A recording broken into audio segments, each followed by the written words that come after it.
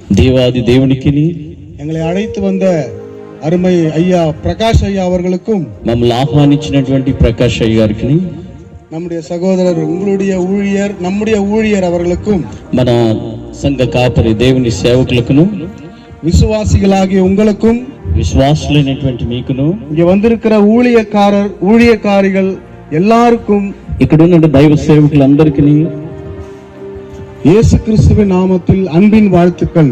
యేసుక్రీస్తు నామములో నా ప్రియమైనటువంటి వందనాలు తెలియజేస్తున్నాను. அல்லேலூயா హల్లెలూయా அல்லேலூயா హల్లెలూయా. இன்றைக்கு உங்கள் முன்பாக நிற்கிற நான் ఈ స్థలంలో ఈ సమయంలో ఈ ప్రాంతంలో ఈ స్థితిలో నిలబడుతున్నటువంటి నేను 11 வருடங்களுக்கு முன்பு 15 సంవత్సరాల క్రితము ஒரு பயங்கரமான எல்லா போதை பழக்கங்களுக்கும் அடிமையா இருந்தவன். ఒకప్పుడు నేను మత్తు పానీయానికి బానిసైనటువంటి వాడిని. நான் செய்யாத பாவங்களே கிடையாது. నేను చెయ్యని పాపాలంటూ ఏమీ లేవు. பாவங்களை கூட இன்னொரு பாவத்தை எப்படி செய்யலாம் என்பதை கண்டுபிடிக்கிற அளவுக்கு நான் ஒரு பாவியாக இருந்தேன். పాపము చేయడానికి కూడా ఇంకా ఎలాంటి పాపాలు చేయొచ్చు అని నేను వెరైటీగా వెతికేవాడిని. ஏனென்றால் ఎందుకంటే என் தகப்பன் ஒரு பயங்கரமான குடிகாரர். నా తండ్రి భయంకరమైన త్రాగుబోతు. ரொம்ப பாதிக்கப்பட்டேன். మనసులో చాలా బాధపడ్డాను.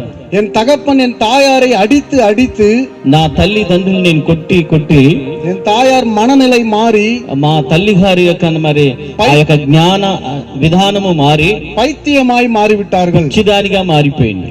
சென்னை கீழ்ப்பாக்கம் மருத்துவமனையிலே చెన్నై కిల్పాకం ఆ యొక్క వైద్యశాలలో ఆ వైద్యంలో மாத்திரை வாங்கி சாப்பிட்டால்தான் మాత్రలు తీసుకొని తింటేనే அவர்களால் வேலை செய்ய முடியும், వాళ్ళ వలన పని చేయడానికి వల్ల అవుతుంది, தூங்க முடியும், నిద్రపోవటానికి వల్ల అవుతుంది, எல்லாவற்றையும் செய்ய முடியும், అన్ని చేయడానికి వల్ల అవుతుంది. ஆனால் అయితే என் தாயை நான் ஒரு நாளும் மதித்தது கிடையாது. నా తల్లి గారిని నేను ఒక్క రోజు కూడా ఆమెను ప్రేమించినటువంటి విధానం என் தகப்பனை ஒரு நாளும் மதித்தது கிடையாது. తండ్రి గారిని కూడా నేను ప్రేమించిన ఒక దినము కూడా లేదు. என்னுடைய முழு நேர வாழ்க்கை నా పూర్తి జీవితము போதை போதை போதை, ఎప్పుడు త్రాగుడు త్రాగుడు, ఈ మత్తు పానీయానికి నా జీవితం అంకితమైంది. இதுதான் வாழ்க்கை என்று நினைத்திருந்தேன். ఇదే నా జీవితం అని నేను ఆశించాను, ముందుకు సాగాను. ஆனால் ஒரு நாள் అయితే ఒక దినాన என் தகப்பன் నా తండ్రి గారు மருத்துவமனையிலே ఆ వైద్యశాలలో அனுமதிக்கப்பட்டு మరి ఆహ్వానించబడి ஒரே நாளிலே மரித்து போனார். మరి ఆ హాస్పిటల్కి వెళ్ళి ఒకే దినాన్ని చనిపోయారు. குடித்து குடித்து குடித்து ఆ తాగి తాగి ரத்த குழாய் வெடித்து மரித்து போனார். ఆయన రక్తం కక్కుని చనిపోయారు. இதனால என்னுடைய லைஃப்ல దీని వలన నా లైఫ్ இன்னும் அதிகமாக குடிக்க ஆரம்பித்தேன். ఇంకా బాగా తాగటం ఎక్కువైపోయింది. என் நண்பர்களோடு தேவையில்லாத கெட்ட பழக்கங்களை செய்தேன். నా స్నేహితులతో కూడా ఇంకా చెడ్డ కార్యాలు చేసి జీవించాను. பயங்கரமான திருட்டு காரியங்களில் ஈடுபட்டேன். భయంకరమైన దొంగతనాలకు కూడా నేను బానిసైపోయాను. என் தாயை ஒரு நாளும் அவர்களுக்கு ஒருவேளை சோறு கூட என்னால் போட முடியவில்லை. వాళ్ళకి నా తల్లిదండ్రులకు ఒక దినము కూడా నేను ఆహారం పెట్టలేనటువంటి స్థితిలో. இதனால் என் தாயாருடைய இருதயமும் மனநிலையும் பாதிக்கப்பட்டு నా తల్లి హృదయం చాలా గాయపడిపోయింది. மறுபடியுமாக அவங்களுடைய பைத்தியமாய் மாறிவிட்டார்கள். మరలా వాళ్ళు పిచ్చి వాళ్ళుగా మారి మైండ్ కండిషన్ మారిపోయింది. இதனால் என் தாயார் దీని వలన నా తల్లి గారు தன்னைத்தானே தீ வைத்துக் கொண்டு తన్ను తానే నిప్పు పెట్టుకొని அவர்களே கொளுத்தி கொண்டு மரித்து போனார்கள். వారిని వారే నిప్పు మరి పెట్టుకుని మరి మరణించినటువంటి స్థితి కనబడుతుంది. அந்த நேரத்தில் கூட ఆ సమయంలో కూడా என் தாயாருக்காக நான் அழவில்லை. నా తల్లి కోసం నేను ఏడవలేదు. என் கண்களிலே கண்ணீரே வரவில்லை. నా కంటిలో నీరు కూడా రాలేదు. அவருடைய மரித்த அந்த டெத் நாள்ல கூட ఆ మరణించినటువంటి ఆ దినాను కూడా முழுமையாய் తర్వాత அப்பொழுதுதான் என்னுடைய இருதயத்திலே అప్పుడే నా హృదయంలో ஒன்று தோன்றினது. ఒక ఆలోచన వచ్చింది. எல்லாரையும் இழந்து விட்டோம், నేను అందరినీ కోల్పోయాను, எல்லாரும் என்னை விட்டு போய்விட்டார்கள், అందరూ నన్ను విడిచిపోయారు. எனக்கு ஒரு தங்கை உண்டு, నాకు ఒక చెల్లెలు ఉంది. எனக்கு ஒரு தங்கை, அவள் சென்னையில படித்துக் கொண்டிருந்தாள். ఆ చెల్లెలు చదువుకుంటుంది చెన్నైలో. என் தங்கையை குறித்து எனக்கு எண்ணமே இல்லை. ఆ చెల్లి గురించి నాకు ఆలోచనే లేదు. நம்ம குடிச்சு குடிச்சு செத்து போயிடலாம்னு நினைச்சேன். నేను తాగి తాగి చనిపోదాంలే అనే తీర్మానంలో ఉన్నాను. சென்னையிலே ஒரு வேலையிலே நான் சேர்ந்தேன். చెన్నై ప్రాంతంలో నేను ఒక పనికి చేరాను. பெஸ்ட் கண்ட்ரோல் என்கிற இந்த கொசு போன்ற காரியங்களை ஒழிக்கிறது, பாம்பு போன்ற காரியங்களை ஒழிக்கிற அந்த வேலையிலே சேர்ந்தேன். ఆ పొగ కొట్టేటువంటి ఆ పాములు ఈ దోమలు కొట్టేటువంటి ఆ పనిలో నేను చేరాను.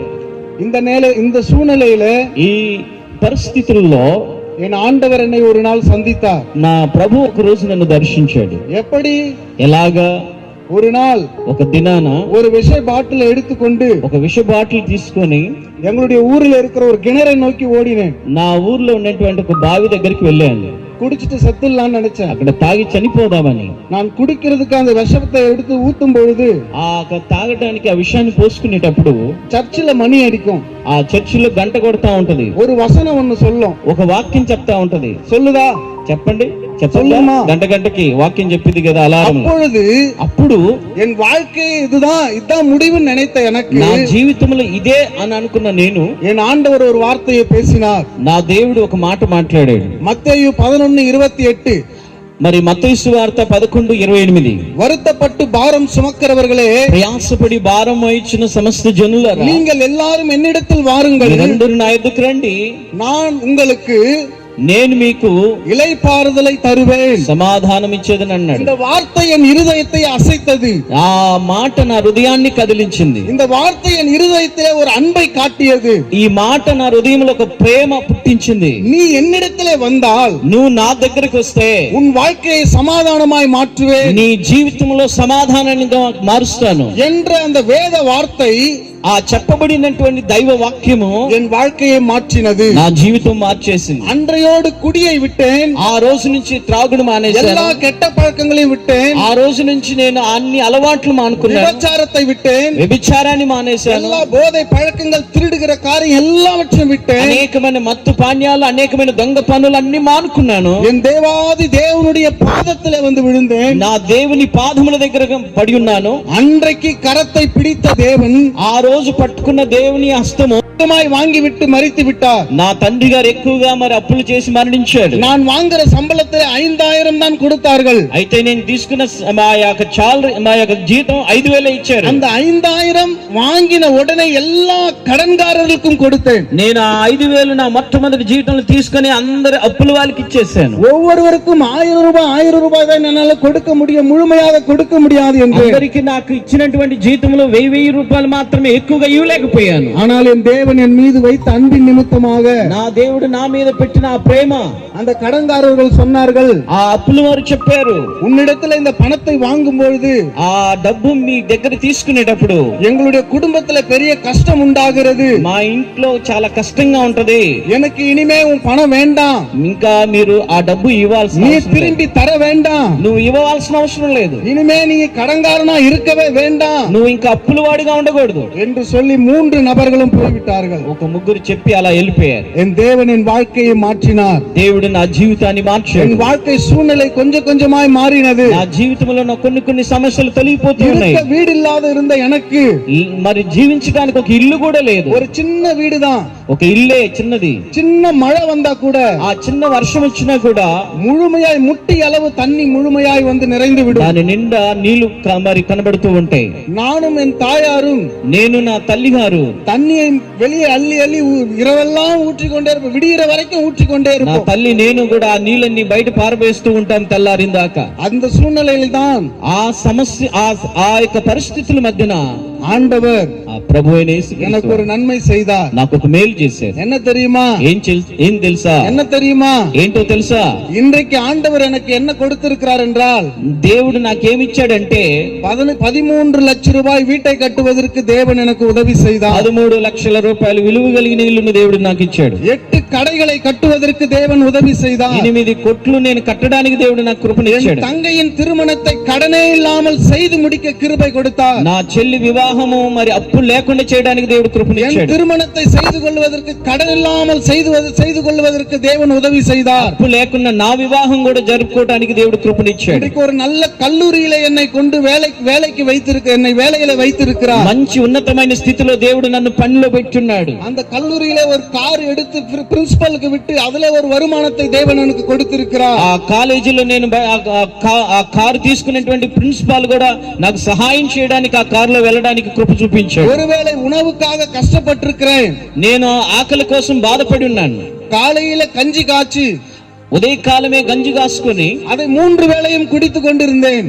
ఎప్పుడైతే నా తండ్రి గారు నన్ను దర్శించారో, ஆனால் இன்றைக்கு நான் சாப்பிடாத உணவே கிடையாது. నేను వెళ్ళని హోటల్ లేవు. எங்க ஊர்ல என்ன நான் வந்தாலே నేను ఆ ఊర్లోకి వచ్చినప్పుడే திருட வந்துட்டான், దొంగడు వచ్చాడు, குடிகாரன் வந்துட்டான், మరి తాగుబోతోడు వచ్చాడు, பொம்பளை பொறிக்கு வந்துட்டான், ఇదిగో మరి అమ్మాయిల పిచ్చోడు వచ్చాడు. ஆனா இன்னைக்கு என்ன சொல்றாங்க தெரியுமா? ఈ రోజు నన్ను ఏం చెప్తున్నారో తెలుసా? బ్రదర్ வீட்டுல வந்து ஒரு குடும்ப பிரேயர் வைங்க, ఇంట్లోకి వచ్చి చిన్న కుటుంబ ప్రార్థన పెట్టండి. ஐயா అయ్యా எங்க வீட்டுல வந்து சாப்பிடுங்க, మా ఇంట్లో వచ్చి భోజనం చేయండి, நீங்க வந்து ஒரு ஜெபம் பண்ணிட்டு போங்க, మీరు వచ్చి ఒక చిన్న ప్రార్థన చేసి వెళ్ళండి. இன்றைக்கு ஆண்டவர் ఈ రోజు ప్రభువారు இந்த குப்பையை உயர்த்தி இருக்கிறார். దేవుడి యొక్క పెంట కుప్పలో నుంచి దేవుడు పైకి లేపాడు. உங்களையும் உயர்த்த வல்லவர். దేవుడు మిమ్మల్ని కూడా పైకి లేపుతాడు. உங்களையும் ஆசீர்வதிக்க வல்லவர். దేవుడు మిమ్మల్ని ఆశీర్వదించిన శక్తిమంతుడు ఆయన. நீங்கள் செய்ய வேண்டியது ஒண்ணே ஒண்ணுதான். మీరు చేయాల్సింది ఒకటే ఒకటి.